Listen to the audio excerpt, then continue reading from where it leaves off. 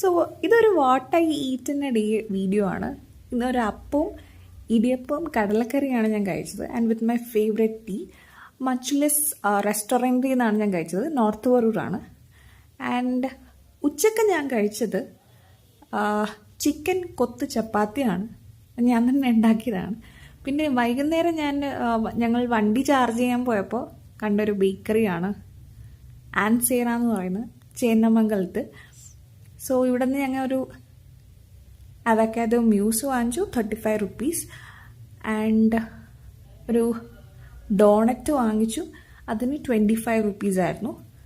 And ഒരു ice cream, നമ്മുടെ chocobar ഷേപ്പിലൊരു cake തന്നെയാണ് അതിൻ്റെ അകത്തുള്ളത്. എനിക്കത്ര ഇഷ്ടപ്പെട്ടില്ല, ബട്ട് ഇറ്റ്സ് ഓക്കെ.